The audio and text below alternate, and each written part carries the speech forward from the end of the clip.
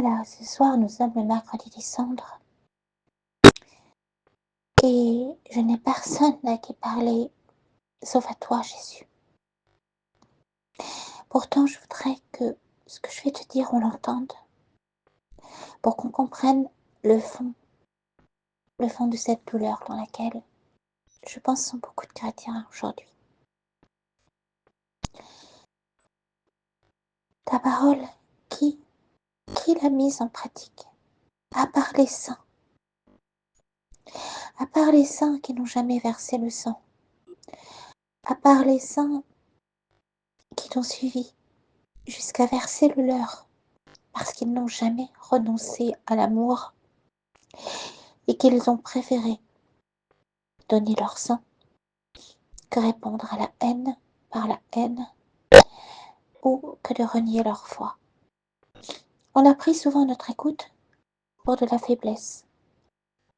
On a pris souvent la charité, ta charité, Jésus, pour de la faiblesse, alors que c'était la force la plus grande. Ce n'est pas la croix que nous aimons, car la croix est le symbole du péché, est le signe même du péché, le signe même de la haine sur laquelle et avec laquelle nous t'avons cloué. Nous continuons tous à te clouer jour après jour, à travers tous ces enfants de par le monde qui sont crucifiés à travers toi. Chaque fois qu'on les tue, qu'on met à mort un enfant, que ce soit un enfant en Occident avant de naître, ou que ce soit un enfant à Gaza. Oui, Seigneur, tu as dit que tu bénissais le ciel, que tu bénissais ton Père d'avoir caché ça aux savants, aux grands docteurs, aux pharisiens du monde, mais de l'avoir révélé aux tout petits, aux derniers, aux exclus, à ceux qui n'ont pas la parole, mais que les grands de ce monde instrumentalisent pour nourrir leur cause et leur idéologie. Seigneur Jésus, ce soir, j'ai demandé le baptême parce que ta parole est la plus belle, la plus grande, la plus surhumaine que j'ai jamais entendue. Parce que Jésus, tu ne nous demandes pas simplement d'aller vers notre nature déchue, mais de retourner à la nature telle que Dieu la créa au jardin d'Éden, avant que Adam ne se sépare de son amour et ne tombe dans le monde arraché à la création de Dieu et soumis à l'espace-temps, où, comme le dit Jésus, le prince de ce monde est Satan. Jésus le chrétien, comme le saumon, remonte à rebrousse fleuve, comme le saumon qui retourne dans le sens opposé du courant, à l'origine. Et nous, les vrais chrétiens, nous écoutons ta parole pour renouer avec le Père, remonter au Père. Le mot Père, c'est celui qui est à l'origine de tout. C'est la cause première de tout, vers laquelle tu nous mènes, ô Jésus. Il n'y a aucune idolâtrie. Les chrétiens ne t'idolâtrent pas, Jésus. Ils écoutent simplement ta parole. Qui m'a vu a vu le Père. Je suis le chemin, la vérité, la vie. Nul ne vient au Père que par moi. Je suis le pain de vie. Qui mange de ce pain ne connaîtra jamais la mort, etc., etc.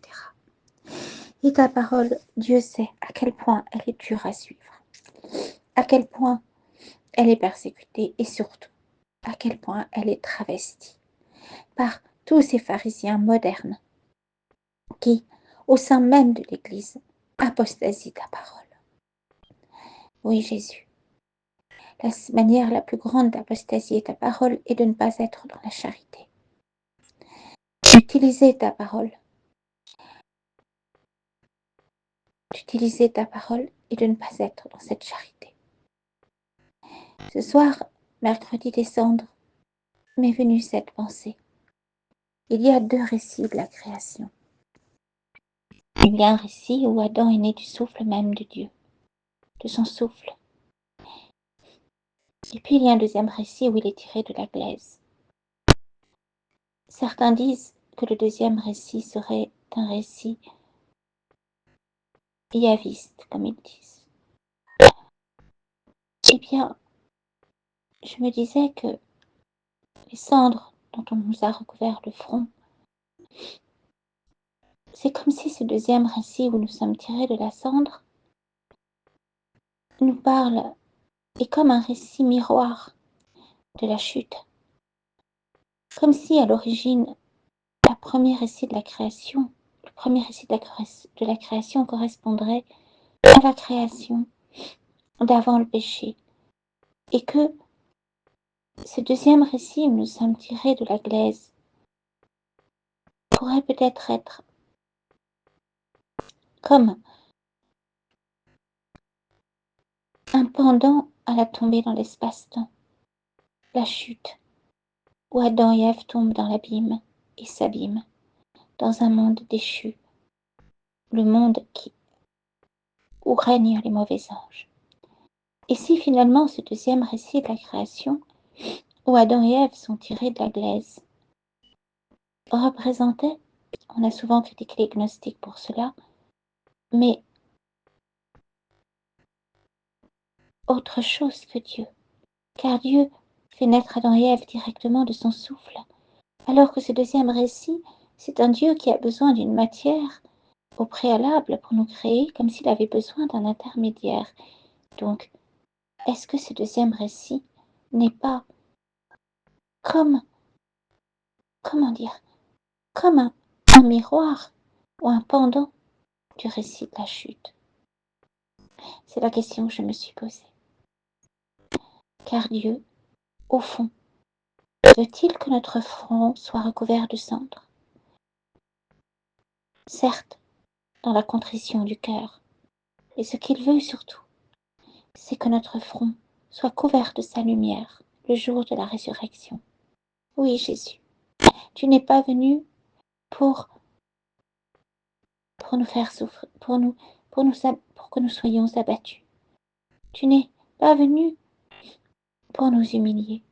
Tu es venu, oui, pour nous faire comprendre que nous devions passer par la douleur, la contrition, l'empathie et du coup la douleur, pour pouvoir ensuite, comme toi, tu as accepté cette croix d'ignominie, non pas par faiblesse, non pas par masochisme, bien évidemment, mais parce que tu as refusé de répondre à la haine ou par la puissance à la haine, mais par l'unique puissance qui est l'amour.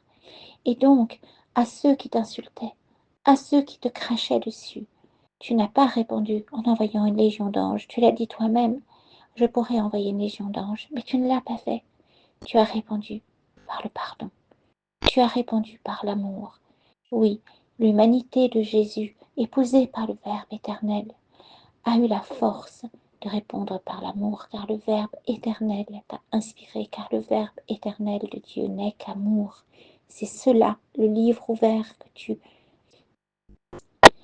qu'a été ta vie, c'est nous dire que même si nous croyons avoir perdu, même si aux yeux des hommes nous avons perdu parce que nous serons un jour minuscules, que l'Église va vivre sa passion, qu'elle sera réduite à une tête d'épingle et qu'elle sera dans la souffrance et elle sera réduite à quelques croyants peut-être, oui, même si aux yeux du monde elle a perdu, aux yeux de Dieu, elle est dans la grâce car elle a répondu à l'amour, par l'amour à la haine, par l'amour à la persécution, et loin d'être une faiblesse, c'est la force la plus immense.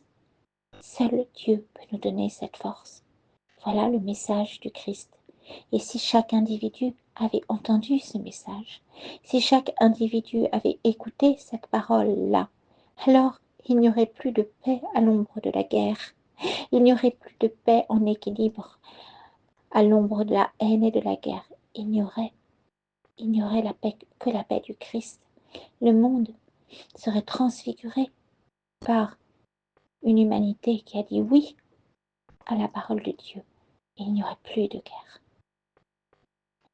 Ce soir, Jésus, Cette nuit plus exactement, je ne dors pas.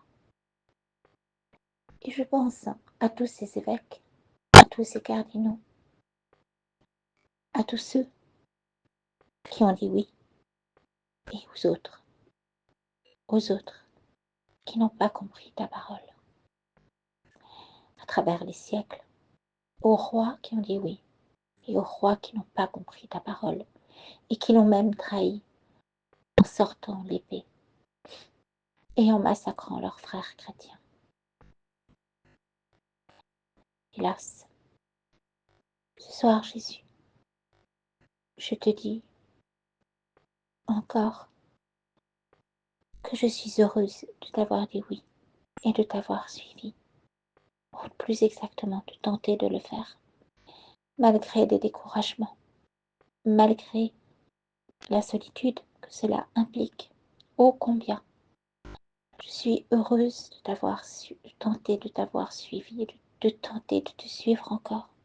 Je te demande pardon et je te supplie